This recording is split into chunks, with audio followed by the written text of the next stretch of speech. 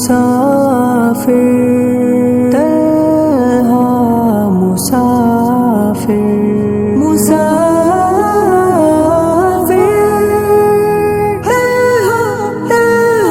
तन्हा मुसाफिर। अस्सलामु अलैकुम वरहमतुल्लाहि वबरकातुह।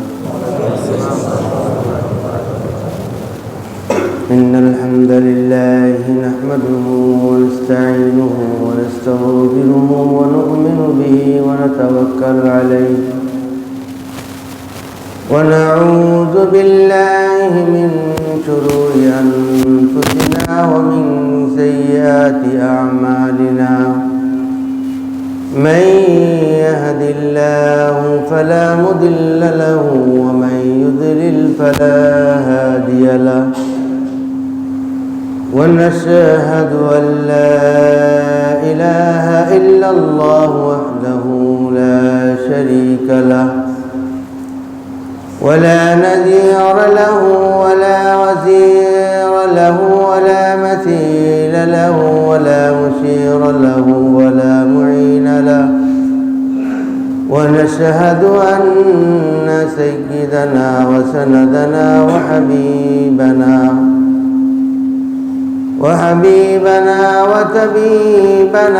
وطبيب قلوبنا وطبيب أرواحنا ومرشدنا ومولانا محمدا عبده ورسوله الذي أرسله بالحق بشيرا ونذيرا وداعيا إلى الله بإذنه وسراجا وقمرا منيرا. اللهم صل على سيدنا ومولانا محمد في أول كلامنا. اللهم صل على سيدنا ومولانا محمد في أوسط كلامنا. اللهم صل على سيدنا ومولانا محمد في آخر كلامنا. وصلى الله تعالى على خير خلقه محمد وعلى آله وأصحابه أجمعين. أما بعد فأعوذ بالله من الشيطان الرجيم. بسم الله الرحمن الرحيم.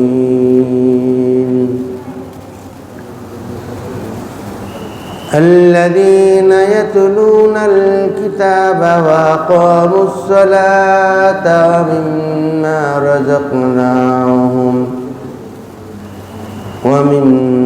وأنفقنا مما رزقناهم سرا وعلانية تجارة لن تبور. صدق الله مولانا العظيم. وقال رسول الله صلى الله عليه وسلم: المرء مع من أحب، أو كما قال عليه الصلاة والسلام. उपस्थित मोहतरम हाजिरीन, निहायत काबिल एहतराम मुअज़्ज़ज़ मुफ़्तियान किराम, আল্লাহ জাল্লা শানুহুর লাখ কোটি শুকরিয়া। আল্লাহ রাব্বুল আলামিন এই পবিত্র দিনে আল্লাহ রাব্বুল আলামিনের মহান হুকুম জুমার নামাজ আদায়ের উদ্দেশ্যে আল্লাহর ঘর মসজিদে হাজির হয়ে দিনে কিছু আলোচনা করা এবং শুনবার আল্লাহ পাক আমাদেরকে তৌফিক দান করেছেন। এই জন্য সকলেই আমরা আমাদের অন্তরের অন্তঃস্থল থেকে শুকর আদায় করি, আলহামদুলিল্লাহ। আল্লাহ রাব্বুল আলামিন মহানবী হজরতে মুহাম্মদুর রাসূলুল্লাহ সাল্লাল্লাহু আলাইহি ওয়াসাল্লামকে আমাদের কাছে সর্বশ্রেষ্ঠ নবী হিসাবে প্রেরণ করেছেন এবং সর্বশ্রেষ্ঠ কিতাব দান করেছেন, সর্বশ্রেষ্ঠ উম্মত দান করেছেন, সর্বশ্রেষ্ঠ আসহাব সঙ্গী আল্লাহ তাআলা দান করছেন।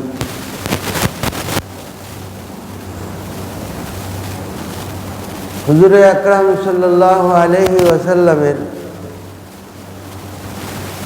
মুজিজা সমস্ত নবীদের চেয়ে শ্রেষ্ঠ শ্রেষ্ঠ মুজিজা।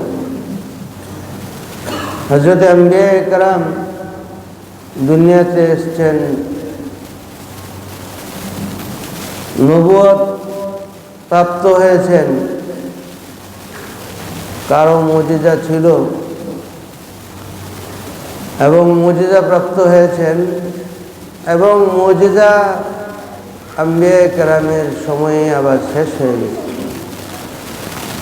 কিন্তু হযরত মুহাম্মদুর রাসূলুল্লাহ সাল্লাল্লাহু আলাইহি ওয়াসাল্লামের উপরে যে মুজিজা এসছে তার মধ্যে কোনো মুজিজা এখনো রয়ে গেছে।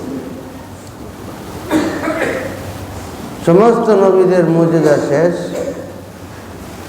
শুধু কোরআন হাদিসের মাধ্যমে তাদের মুজিজা সম্পর্কে আমরা জানতে পারি, ওহীর মাধ্যমে জানা গেছে। হুজুরে আকরাম সাল্লাল্লাহু আলাইহি ওয়াসাল্লামের উপরে যে মুজিজা আল কোরআন সবচেয়ে বড়, এই কোরআনের মুজিজা আমাদের কাছে রয়ে গেছে। এই কোরআন আমাদেরকে হেদায়েত করে, আমাদেরকে পথ দেখায়। কোরআন মানুষকে মানুষ হতে শেখায়। কোরআন মানুষকে এই ইহা জগৎ থেকে ঊর্ধ্ব জগতে নিয়ে যায়। কোরআন মানুষকে না দেখা বিষয়ের বিশ্বাস করার বিষয়বস্তু শিক্ষা দেয়। কোরআন মানুষকে অজানা বিষয়ের উপরে এতেকাদ, আকীদা, বিশ্বাস স্থাপন রাখাকে শিক্ষা দেয়। সুতরাং এই কোরআন শরীফ এর বাহিরে আমাদের চলার কোনো সুযোগ নেই। হযরত রাসূল আকরাম সাল্লাল্লাহু আলাইহি ওয়াসাল্লাম বলছেন, তারাকতু ফীকুম আমরাইন লান তাদিল্লু মা তামাসসাকতুম বিহিমা, কিতাবুল্লাহ ওয়া সুন্নাতু রাসূল। আমি তোমাদের কাছে দুটি বিষয় রেখে যাচ্ছি, আমরাইন লান তাদিল্লু মা তামাসসাকতুম বিহিমা, কশিন কালেও তোমরা গুমরা হবে না, পথহারা হবে না, যতক্ষণ পর্যন্ত তোমরা ওই দুটি বিষয়কে আঁকড়ে ধরে রাখবে। কিতাবুল্লাহ ওয়া সুন্নাতু রাসূল, একটা কিতাবুল্লাহ আর আল্লাহ রাসূলের সুন্নাত। এই দুইটি বিষয়, সুন্নাত হযরত নবী আলাইহিস সালাতু ওয়াস সালাম যে সকল বিষয়ের উপরে আমল করে গেছেন এবং উম্মতকে শেষ পর্যন্ত যে আমলের উপর রেখে গেছেন, নিজে দেখায় গেছেন, সেগুলো হলো সুন্নাত।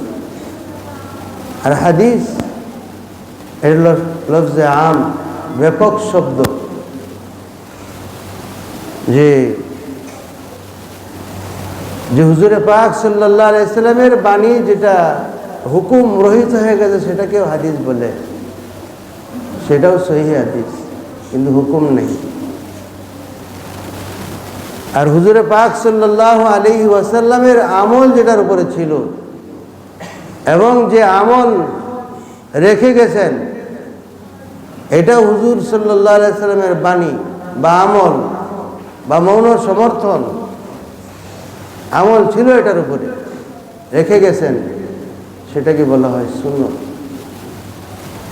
সেই জন্য হুজুর সাল্লাল্লাহু আলাইহি ওয়াসাল্লাম এই কথা বলেন নাই যে তোমাদের কাছে দুইটি জিনিস রেখে যাচ্ছি, একটা কোরআন শরীফ আর একটা হাদিস শরীফ। বরং কি বলছেন? সুন্নত। এই হাদিসের কথা বইলেই কিন্তু আমাদের মধ্যে পেশটা লাগায় যে হাদিস আর সুন্নতের যে পার্থক্য বুঝে না, বুঝাইতে পারে না, উপস্থাপন ঠিক হয় না। কারণ যে উপস্থাপন এটা অনেক সাংঘাতিক ব্যাপক জিনিস, বিরাট জিনিস। এটা বুঝাইতে না পারলে, বলতে না পারলে, কথার ভিতরে যদি এহতেরাম না থাকে, কথার মধ্যে যদি রেসপেক্ট না থাকে, সম্মান না থাকে, তখন অনেক বড় ব্যক্তির নাম মুখে উচ্চারণ করলে উম্মত সেটাকে গ্রহণ করে না। উম্মত সেটাকে গ্রহণ করতে চায় না। আদবের সাথে কথা বলতে হবে, তাজিমের সাথে কথা বলতে হবে। আমাকে একজন মানুষ সম্মান কখন করবে? যখন আমি আরেকজনকে সম্মান দিব। আর যদি আমি আরেকজনকে সম্মান না দিই, কেউ আমাকে সম্মান দিবে না। সম্মান মাটির সাথে মিশে যাবে।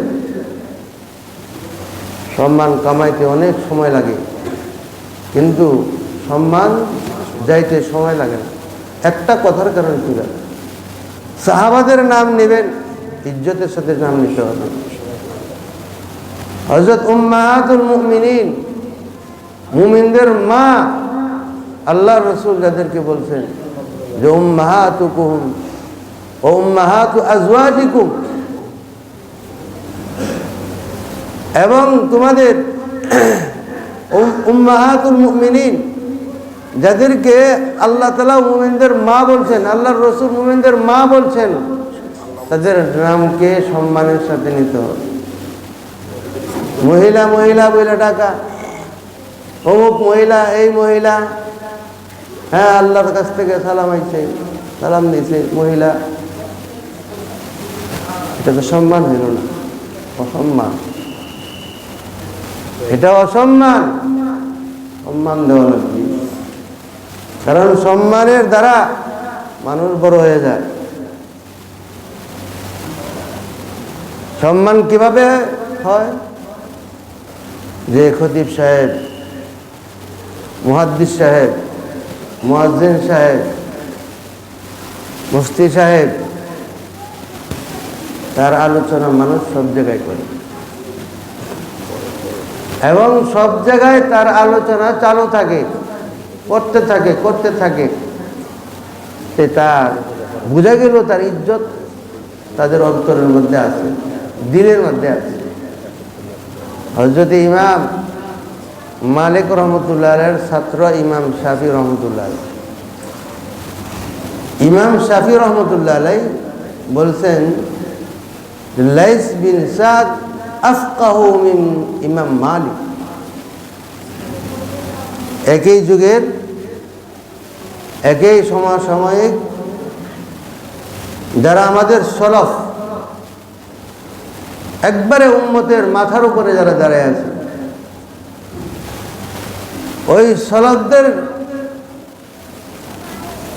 যে সবার নাম আমরা জানি এরকম না। যারা জাননেওয়ালা তারা জানেন, সময় মতো হয়তো কথা বলেন, কিন্তু তাদের কি পজিশন, তাদের ইলমি গভীরতা কেমন ছিল, এটা সাধারণ মানুষ জানে না। ইমাম শাফি রহমতুল্লাহ আলাইহি বললেন যে লাইস বিন সাদ আফকাহু মিন ইমাম মালিক, যে ইমাম মালিক রহমতুল্লাহ চাইতে বড় ফকিহ ছিল লাইস বিন সাদ, ওয়ালাকিন যায়্যাহু আসহাব, কিন্তু তার ছাত্ররা তাকে উপরে উঠাইতে পারে। যেমন ইমাম আবু হানিফা রহমতুল্লাহ আলাইহি,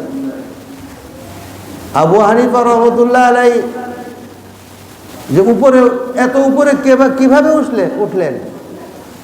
ছাত্রের দ্বারা। নিজের অ্যাড নিজে দেওয়া যায় না, নিজের প্রচার নিজে করা যায় না। উস্তাদের প্রচার ছাত্র করবে, ছাত্রের দ্বারা উস্তাদের প্রচার হবে। আর যদি ওই ছাত্র তার উস্তাদের কথা প্রচার না করিয়া নীরবে সে তারটা নিয়ে এসে বসে থাকে, কেউ চেনে না। আমাদের এই দেশে যে কত শিক্ষক, কত টিচার, কত বিজ্ঞ, কত জাননেওয়ালা,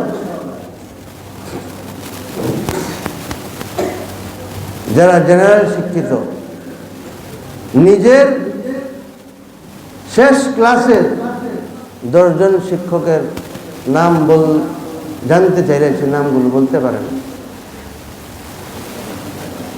তাহলে ওই শিক্ষক কালের আবর্তে হারায় যায়। এই শিক্ষক আর থাকবে না, তার নাম চিহ্নও থাকবে না। ইমাম মালিক রহমতুল্লাহ আলাই, তার নাম এখনো আছে কেন? ইমাম শাফি তার ছাত্র, ইমাম শাফি রহমতুল্লাহ আছে, কিন্তু ওকি ইবনুল জাররাহের মতো ছাত্র তার প্রচার করে গেছে। ইমাম আবু হানিফা রহমতুল্লাহ আলাই, হযরত ইমাম আবু হানিফা রহমতুল্লাহ আলাই, তার ছাত্ররা তাকে প্রচার করে গেছে। ইমাম আবু ইউসুফ তার প্রচার করছে। কিসের প্রচার? নামের প্রচার না, তার এলমের প্রচার।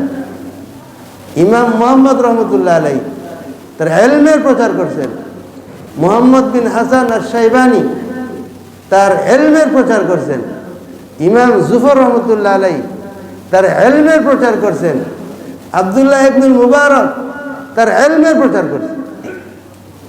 আব্দুল্লাহ ইবনুল মুবারক কত বড় মানুষ, একজনের কথাই।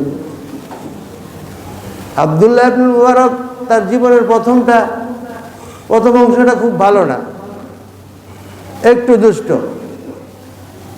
দুষ্ট একটা মানুষের মধ্যে পার্থক্য আছে। এই লোকটা দুষ্ট, আর ওই লোকটা একটা বদমাস। পার্থক্য আছে না? দুইটার মধ্যে কিন্তু পার্থক্য আছে। বদমাস যেটা, এটা সাংঘাতিক খারাপ, তারা হেদায়েত সহজে আসে না, খুব কঠিন। আর যে দুষ্ট, ভালো মানুষেও দুষ্টামি করে। সাহাবাদের মধ্যে সাহাবারা পরস্পর দুষ্টামি করে না যেরকম, কিন্তু তাদের দুষ্টামি যে এত মারাত্মক না। আবার কেউ আছে যে দুষ্টামি এই জন্যই করতো যে সবসময় যে এখানে আখেরাতের কথাই চলে, যদি মনের ভিতরে কেউ একটু আনন্দ না দেয়, তাহলে এই সমাজটা, এই মজমাটা তখন ওই রকম এত ভালো লাগে না। তখন একই জিনিস সবসময় মজা রাখতে থাকে। হযরত বিলাল রাদিয়াল্লাহু আনহু নবী আলাইহিস সালামের ক্যাশ কাউন্টার ছিল, ইমামুল মুয়াজ্জিনিন, সমস্ত মুয়াজ্জিনদের তিনি ইমাম, হাবশিউন নসল। কিন্তু আল্লাহর রাসূলের সমস্ত ক্যাশ বেলালের কাছে। টাকা নাই, বেলালকে বলতে বেলাল ওই রুমাল লো, ওই যে অমুক যুদ্ধ আছে সামনে, টাকা লাগবো, টাকা দেখো কে কে দেয়। খুশি হযরত বিলাল রাদিয়াল্লাহু আনহু কাছে এক সাহাবী একদিন আয়েশা বলতেছে, খুব হাসাইতো যে বিলাল আমার কিছু টাকা দে। আমার কাছে তো টাকা নেই, তাহলে আমি বিক্রি করে দিই। আমার কীভাবে বিক্রি করবে? তুমি গোলাম। আমি গোলাম হিসেবে আমার বিক্রি করে দিবেন আপনি? হ্যাঁ, বিক্রি করে দেবেন। একজনের কাছ থেকে করছে কি, টাকা নিয়ে আর বিক্রি করে দিয়েছে। পরে ওই লোকে এসে কয়, আপনি চলেন। কি হয়েছে? আপনি বিক্রি করছে কেউ? আমার কীভাবে বিক্রি করলো? হ্যাঁ চলেন, লয়ে যায়। আল্লাহ রসুল দেখছে। কি হয়েছে বেলালে? কয় বেলালে বিক্রি করে দিছে। কত? 500 টাকা। হুজুর 500 টাকা পকেটে বের করে দেয়া দিতে যাও। বিলাল কত আদরে, একটু পরস্পরের ভিতরে একটা হাসি খুশি করছে। তো হযরত আব্দুল্লাহ ইবনুল মুবারক হযরত ইমাম আবু হানিফার ছাত্র। ইমাম আবু হানিফা রহমতুল্লাহ আলাইহির 39তম ছাত্র সংখ্যায়। হযরত আব্দুল্লাহ ইবনুল মুবারক যে তার এক মজমার মধ্যে ছাত্র ছিল 90,000। কত? 90,000। বুঝেন, আমাদের দেশে ওয়াজ করাইলে ওয়াজ করাইতে হইলে জমাইতে হইলে এই বক্তা আনা লাগে অনেক টাকা পয়সা দিয়া।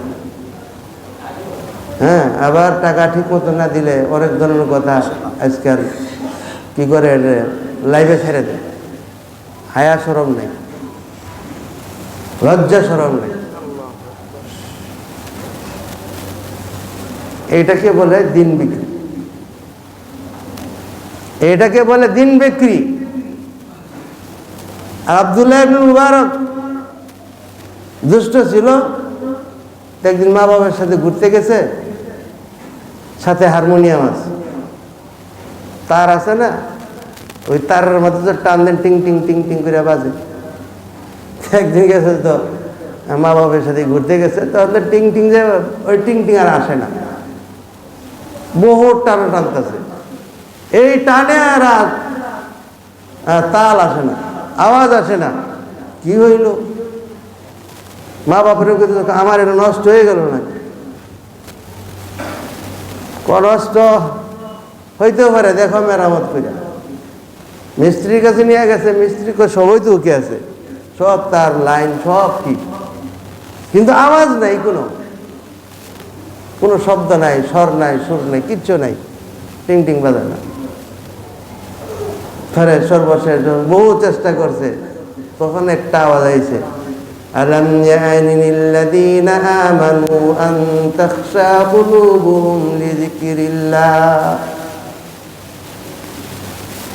হারমোনিয়াম থেকে আওয়াজ আইলো কি? কোরআনের আয়াত, আলাম ইয়ানি লিল্লাযীনা আমানু আন তাখশা কুলুবুহুম লিযিকরিল্লাহ।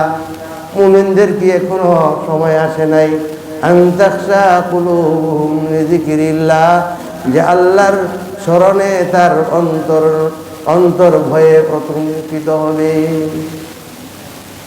আল্লাহর ভয় আসবে না এখনো? আর কত বালা সময় আছে, আল্লাহ সময় লাগে। ভাবে ব্যবসা করবার লাগে 20,000 দিনার দিছে, 20,000 দিনার। ওইটাও ব্যবসা করে, কত হবে এটা আমি বলতে পারবো না। 20,000 দিনার, আগের যুগের দিনার ছিল স্বর্ণ মুদ্রাকে বলা হয়তো দিনার। কত হইতে পারে, কত কোটি টাকা হইতে পারে। যাও ব্যবসা করো। হ্যাঁ, ব্যবসা করছে, সাংঘাতিক ব্যবসা। মক্কা শরীফে গেছে, মদিনা শরীফে গেছে, তখন হলো ইসলামের প্রাণ কেন্দ্র দুইটা। বসরায় গেছে, ইসলামের প্রাণ কেন্দ্র। কুফায় গেছে, ইসলামের প্রাণ কেন্দ্র। 4 জায়গা ঘুরা তার টাকাও শেষ, বাড়িতে আইছে। আব্বাই জিজ্ঞেস করছে যে লাভ কেমন হয়েছে? তিজারাতান লান তাবুর। আব্বু, ব্যবসা হয়েছে যে ব্যবসার মধ্যে কোনো লস নেই। ব্যবসা হয়েছে যে ব্যবসার মধ্যে কি নাই, কোনো লস নাই। যেমন ব্যবসা করে আইছে। তো বাপে খুশি হয়ে আরো 20,000 দিছে। কত? 40,000। 40,000 দিনার তাকে দিছে, যে ব্যবসার জন্য।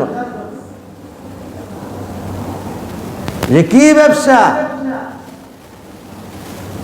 আল্লাযীনা ইয়াতলুনাল কিতাবা ওয়া আকামুস সালাতা ওয়া আনফাকু মিম্মা রাযাকনাহুম সিররাও ওয়া আলানিয়াতান তিজারাতান লান তাবুর। যারা কোরআন পড়ে, আল্লাযীনা ইয়াতলুনাল কিতাব আই ইয়ামালুনা বিহি, যারা কোরআন তেলাওয়াত করে অর্থাৎ কোরআনের উপরে আমল করে। ওয়া আকামুস সালাহ আই ইউদাউমা আলাস সালাহ, সব সময় নামাজ পড়ে। ওয়া আনফাকু মিম্মা রাযাকনাহুম সিররাও ওয়া আলানিয়া ওয়া আনফাকু মিম্মা রাযাকনাহুম, আমি যে সম্পদ তোমাকে দিয়েছি সেই সম্পদকে প্রকাশ্যে অপ্রকাশ্যে খরচ করে, দান করে। তিজারাতাল লান তাবুর, এটা এমন ব্যবসা যে ব্যবসার মধ্যে লস নাই।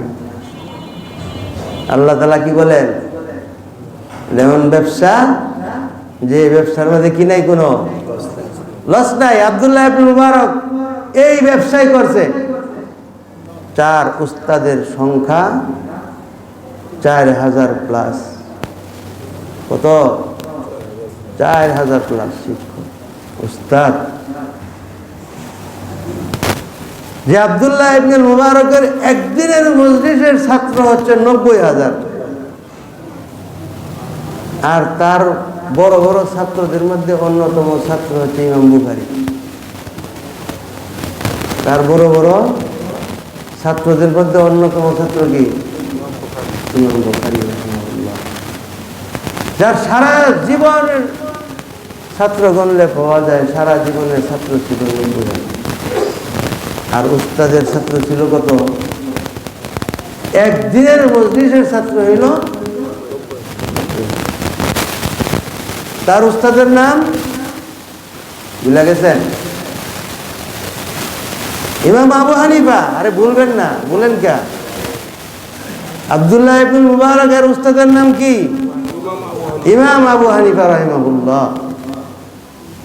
ইমাম আবু হানিফা রাহিমাহুল্লাহ এত বড় উস্তাদ, এত বড় ছাত্র। তো ইমাম আবু হানিফা যে বড় হয়েছে, তার যে প্রচার হয়েছে এবং এই তার উচ্চতায় তাকে নেওয়ার জন্য অবদান কার? ছাত্রদের। কার ভাই? ছাত্রদের। ছাত্ররা যদি কাজ না করে, আজকাল আমাদের ছাত্ররা হ্যাঁ উস্তাদদেরকে পিটায়, তোর নাম বলবো কোথেকে? ওই উস্তাদ জীবনে উঠতে পারবো? জীবনে উঠতে পারবো?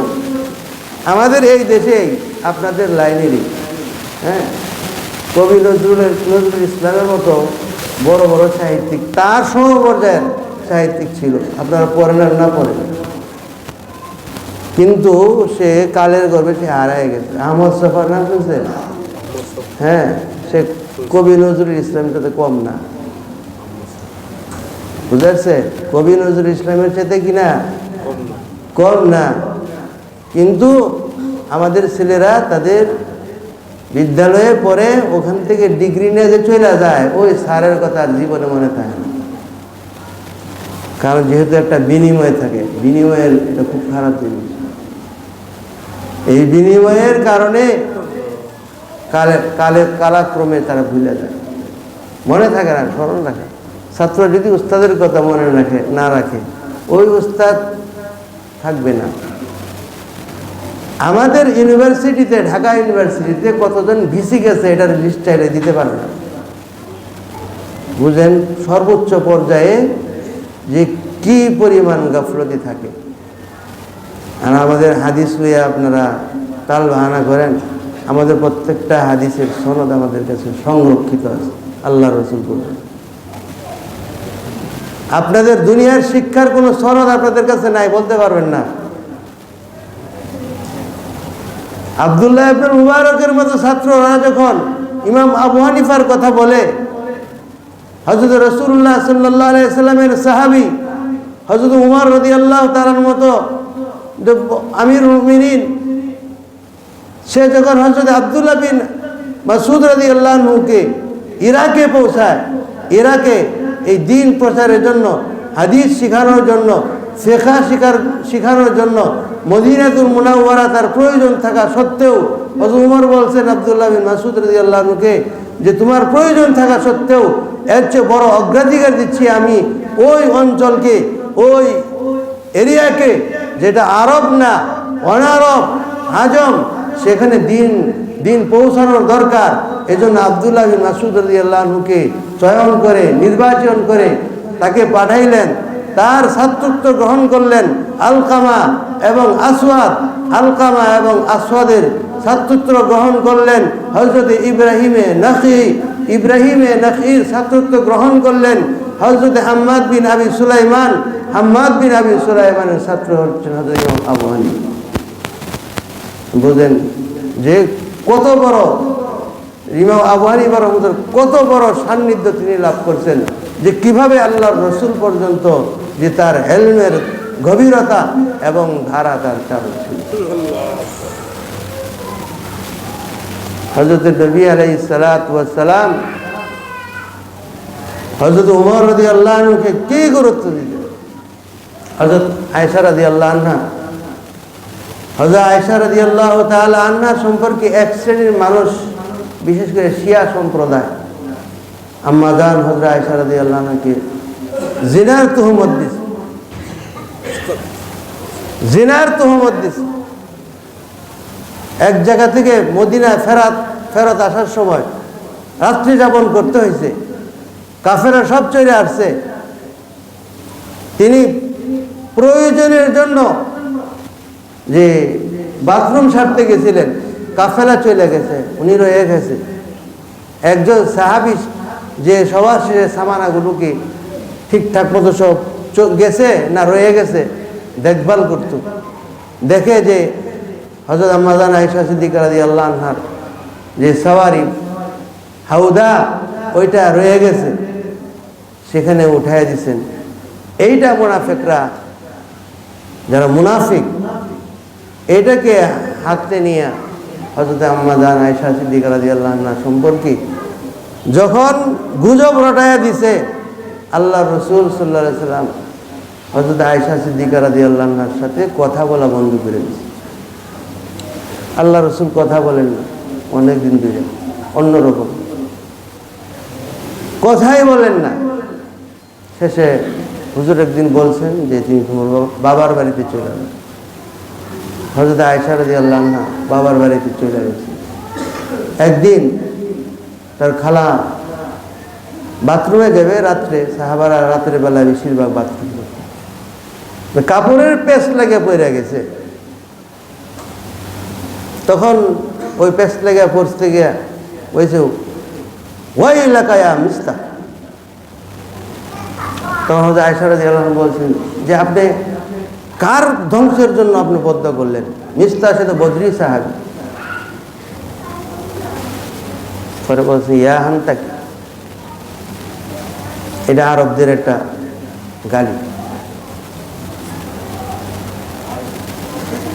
এখন এটা কি বুঝামো, সব কথা তো পাওয়া যেত না, একটা কই।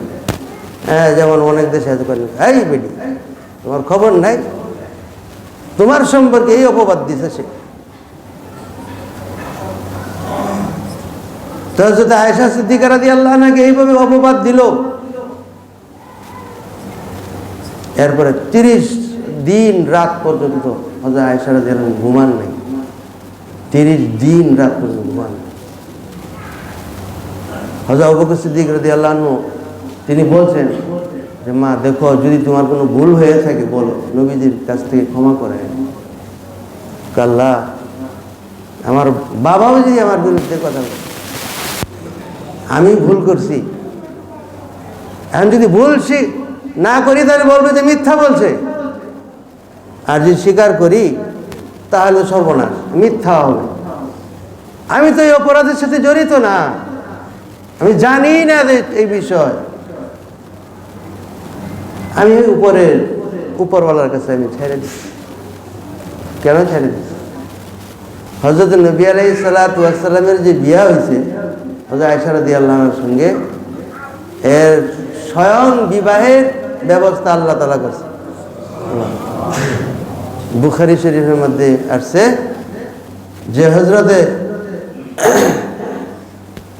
ইমাম বুখারী রহমাতুল্লাহ আলাইহি লেখছেন যে হযরত জিবরিল আলাইহিস সালাতু ওয়াস সালাম স্বর্ণের একটা কাপড়ের মধ্যে গুটাইয়া তার ভিতরে একটা কুদরতি ফটো আল্লাহ রসুলের সামনে পেশ করছে। হুজুর খুলে দেখ, হুজুরে বলছেন ইকশিফ হাযা সাও, এই কাপড়টা খুলো। খুলে দেখে যে একটা চেহারা। হযরত নবী আলাইহিস সালাম বলেছেন ইন কানা হাযা মিন ইনদিল্লাহ ইউমজি, আয় আল্লাহ, যদি এটা তোমার পক্ষ থেকে হয়ে থাকে তাহলে কইরা ফেলো। সুবহানাল্লাহ। হযরত সিদ্দিক আকবর রাদিয়াল্লাহু আনহু অবজার্ভ করতেন যে আল্লাহর রাসূলের ঘরে কোনো খাবার নাই, খাবার দাবার নাই, কোনো খাবার নাই। স্ত্রীদেরকে সবরের কথা বলেন, কিন্তু মনের ইচ্ছা যে নিজের মেয়েকে বিবাহ দেওয়া। হযরত আবু বকর সিদ্দিক রাদিয়াল্লাহু আনহু আল্লাহর রাসূল সাল্লাল্লাহু আলাইহি সাল্লামের কাছে মেয়েকে বিবাহ দিবেন, ও খাবার না থাকুক, আল্লাহর রসুলের হাতে ধরে যাতে বেহেশতে যাইতে পারে, এই জন্য আমি আমার মেয়েকে দিতে আমি প্রস্তুত আছি। সুবহানাল্লাহ। আমরা কি দেখি যে আমার মেয়েটা কোন জায়গায় গেলে গয়নাগাটি পাবে, খাবার দাবার পাবে, গাড়ি বাড়ি পাবে, সম্পদ আছে, দিন দেখে না। আর হযরত আবু বকর সিদ্দিক রাদিয়াল্লাহু আনহু তিনি কি বলতেছেন যে খাবার থাকুক বা না থাকুক, কারণ পেটে পাথর বাঁধা সেটাও সাহাবারা দেখছে, সেই খালি পেট অবস্থায় দেখছে। হযরতে নবী আলাইহিস সালাতু ওয়াস সালামের কাছে জিবরিল এই কাপড় দিল, আল্লাহর রসুল দেখলেন, বললেন জিবরিল ইকশিফ, খুলেন, খুলে দেখেন, দেখছে, দেখার পরে বলে যদি এটাই হয়ে থাকে ইমজি, তাহলে আপনি এটা আল্লাহ আপনি ব্যবস্থা করে দেন। এত বড় ঘটনা ঘটলো, ঘটনার পরে যে হুজুর সাল্লাল্লাহু আলাইহি সাল্লাম তিনিও চিন্তিত, সাহাবাদেরকে নিয়ে মিটিংয়ে বসছেন যে কি করা যায়। হযরত আলী রাদিয়াল্লাহু আনহু বলছেন, ইয়া রাসূলুল্লাহ, যে আপনার জন্য তো মেয়ের কোনো অভাব নাই, এক আয়েশা যদি না থাকে সমস্যা। হুজুরের কলিজার মধ্যে এমন ডাক লাগছে, যাকে আয়েশ আয়েশ পুরা নাম বলতো না, আয়েশাকে আয়েশ বলতো আদর করে, আয়েশাকে হুমায়রা বলতো আদর করে। ওহী আসতো না তার ঘরে না গেলে, সে হলো আয়েশা। আর আলী বলতেছে এই কথা, হযরত ওমর দাঁড়ায় গেছে, ইয়া রাসূলুল্লাহ, বিয়া কি আপনি করছেন নাকি ও করাইছে? কোন আমি করি না। কেন করাইছে? আল্লাহ করাইছে। কয় এখানে ফয়সালা দেওয়ার কি আছে? তাই ফয়সালা ওখান থেকে সুবহানাল্লাহ, ফয়সালা কে দিবে? হ্যাঁ, যে বিয়া করাইছে সেই ফয়সালা দিবে। এখানে এই যে আলী, ওমর, আবু বকর এরা কেউ ফয়সালার মালিক না, আয়েশার ফয়সালার মালিক হুজুর। বুঝেন উম্মুল মুমিনিন কারা? উম্মুল মুমিনিন বুঝেন যে এক একজন উম্মুল মুমিনিন এইভাবে আসছে। যদি আমি এক একজন করে অনেক সময় লাগবে, একজন শুধু একটা ঘটনায় এত সময়। তো উম্মুল মুমিনিন কারা দেখেন, যে হযরত আলী কি বললেন, উমর দাঁড়ায় গেলেন, বলেন ফয়সালা ওখান থেকে আসবে, ফয়সালা অন্য কোথাও থেকে আসবে না। যে বিবাহ করাইছে, যে যিনি ব্যবস্থা করছেন, ফয়সালা তার পক্ষ থেকে আসবে। নবী আলাইহিস সালাতু ওয়াস সালাম শরীরে ঘাম মারছে, হুজুরের উপরে ওহী তিন ভাবে আসছে।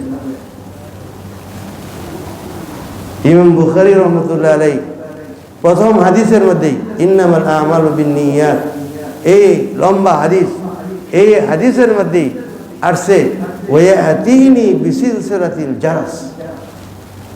তিন পদ্ধতিতে আসতো, একটা হলো রুয়ায়ে সালেহা, ভালো স্বপ্নের মাধ্যমে, যেমন হযরত আয়েশা রাদিয়াল্লাহু আনহা কে বিবাহ করলেন, এটা রুয়ায়ে সালেহা, এটা ওহী। নবীদের স্বপ্ন ওহী হয়ে থাকে, রুয়ায়ে সালেহার মাধ্যমে ওহী আসতো। কখনো কখনো মানুষের সুরত ধরে ওহী আসতো, মানুষের সুরত যখন আসতো, বেশিরভাগ হযরত দাহিয়া কালবি রাদিয়াল্লাহু আনহু তার আকৃতি ধরে ওহী নিয়ে আসতো। এটা সবচেয়ে সহজ, এটা সবচাইতে সহজ।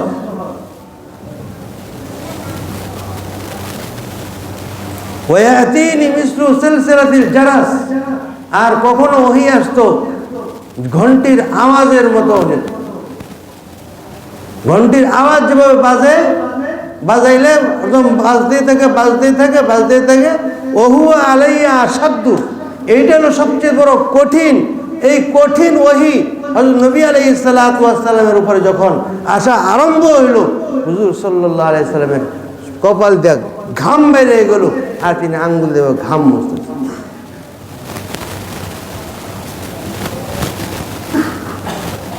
যে ঘন্টির আওয়াজ, এটা কঠিন, সাংঘাতিক কঠিন। কেমন ঘন্টির আওয়াজ? যেমন এই যে বাজতেছে এরকম, বাজ দিয়ে আছে, হরদম বাজ দিয়ে আছে। যতক্ষণ পর্যন্ত ওই শেষ না হবে, বন্ধ না হবে, ততক্ষণ পর্যন্ত এইভাবে বাজ দিয়ে থাকে, বাজ দিয়ে থাকে, বাজ দিয়ে থাকে, বাজ দিয়ে থাকে। যেমন ওই আরামবাগে গেলে দেখবেন, মাত্র এখন আছে যে ছাপাখানা, এই ছাপাখানার মধ্যে দেখবেন যে মেশিনগুলো যে যায় এইভাবে, হ্যাঁ, একটা আওয়াজ হয়, টেক টেক টেক টুক টুক টুক, এভাবে আওয়াজ হতে থাকে। এরপরে আওয়াজ হইতে হইতে দেখা যায় একটা কাগজ চলে আসছে, যে কি আছে, যে আল্লাহর নামে আরম্ভ করিতেছি, যে আমি মোহাম্মদ আব্দুর রহিম, এ লেখা বাইরে গেছে। হযরত মুহাম্মদুর রাসূলুল্লাহ সাল্লাল্লাহু আলাইহি সাল্লামের উপরে এরকম ঘন্টির যখন আওয়াজ হইত, ওই আওয়াজের নকশা আল্লাহর রাসূলের কলিজার ভেতর হয়ে যেত। ওই নকশা কোথায় হয়ে যেত? এখানে কলিজার মধ্যে কি হয়ে যেত? নকশা হয়ে যেত। এই নকশা দেখেন কতগুলো মেশিনের মাধ্যমে একজন অপারেটরের যে টিপতে টিপতে এরপরে যে ওই কাগজটা বের হয়ে আসে, লেখা বের হয়ে আসে, ওই রকম আওয়াজ নবী আলাইহিস সালাতু ওয়াস সালাম এর অন্তরের উপরে আঘাত হানত বা হুজুর শুনতেন। ওই আওয়াজ, যে আওয়াজকে আল্লাহর রাসূল ওহিয়া আসাদ্দু আলাইয়া, সবচেয়ে বড় কঠিন ওহির মাধ্যম, যার কারণে হুজুর সাল্লাল্লাহু আলাইহি সাল্লামের যে ঘাম বেরিয়ে গেছে, ঘাম মুছতেছেন, আর ওই ওহি আসলো, আর ওহি আসার পরে দেয়া হযরত নবী আলাইহিস সালাতু ওয়াস সালাম একটা হাসি দিতেন। হুজুরের উপরে যখন এরকম ওহি আসলো, যে আয়েশার ব্যাপারে একটা হাসি, মানে সুবহানাল্লাহ, একটা হাসি বেড়ে দিলেন। যে কেমন হাসি, এটা কিভাবে বলবো? দুনিয়াতে সব হাসি স্মরণীয় না, সব হাসি মনে থাকে না, আর সব হাসি কিন্তু এত মূল্যবান না, সব খুশির হাসি কিন্তু খুশি না। একজন মা যখন সন্তান প্রসব করে কত কষ্ট করে,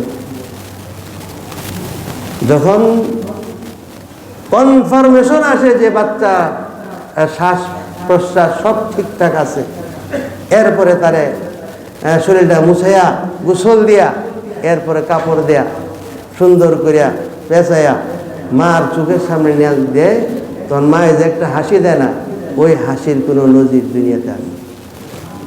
হযরত নবী আলাইহিস সালাতু ওয়াস সালাম এই ওহী আসার পরে এরকম একটা হাসি দিত। হযরত আয়েশার যখন বারাত সম্পর্কে, যে এই পাপের সঙ্গে অপরাধের সঙ্গে কোনো যুক্ত নাই, ফাবাররাকিল্লাহ, হুজুর বললেন যে হে আয়েশা, আল্লাহ তাআলা তোমাকে পবিত্রতা ঘোষণা করেছে, আয়াত নাযিল হয়েছে। তখন হযরত আবু বকর রাদিয়াল্লাহু আনহু তার মা দুজনের মধ্যে আল্লাহর রাসূলের কাছে যায় কৃতজ্ঞতা জানাও, কই না, আমি তার কৃতজ্ঞতা জানাবো যে আমাকে পবিত্রতা দান করছেন। ওয়ালাকিন আহমাদুল্লাহ, আমি শুকরিয়া আদায় করব আল্লাহ তাআলা, সবরুন জামিল। যখন তার উপরে অপবাদটা আসছিল তখন, এবং এই অপবাদ যখন মুক্তি আসলো, তখন এই হযরত ইউসুফ আলাইহিস সালাতু ওয়াস সালামের উপরে যেরকম একটা অপবাদ আসছিল, ইউসুফের নামটা অনেক চেষ্টা করছেন যে মুখ দিয়ে আনবেন, উচ্চারণ করতে পারলেন না। কি করলেন? বললেন ফাসবরুন জামিল। হযরত ইউসুফ আলাইহিস সালাম ওই অপবাদের সময় এই বাক্যটা বলছিলেন, ওইটাই হযরত আয়েশা সিদ্দিকা রাদিয়াল্লাহু আনহার মন দিয়ে আসছে, আর তিনি সেটাই বলছেন ফাসবরুন জামিল, নামটা আসেনি। তো নবী আলাইহিস সালাতু ওয়াস সালামের বলছেন যে যাও, যে কৃতজ্ঞতা শুকরিয়া তো যাও জানাও। হযরত আয়েশা বলছেন না, আমি শুকরিয়া তো তার জানাও যিনি আমাকে পবিত্রতা দান করেছেন।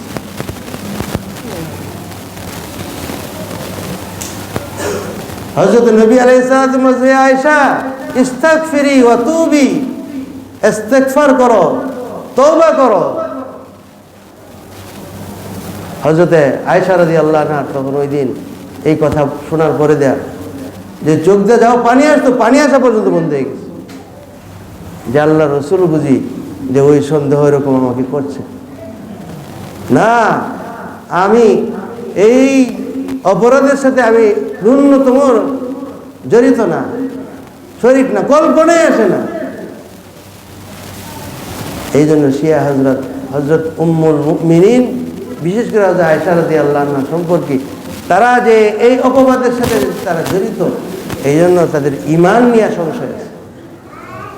উম্মুল মুমিনিনদের সম্পর্কে যদি কেউ কুরুচিপূর্ণ কোনো কথা বলে, অসতর্কমূলক কোনো কথা বলে, তার সাবধান হওয়া উচিত, তার সতর্ক হয়ে যাওয়া উচিত, তাদের ইতিহাস পড়া উচিত, তাদের সম্পর্কে জানা উচিত যে তারা কারা। আল্লাহ তাআলা আমাদেরকে বুঝবার তৌফিক দান করুন। ওয়া আখিরু দাওয়ানা আনিল হামদুলিল্লাহি রাব্বিল আলামিন।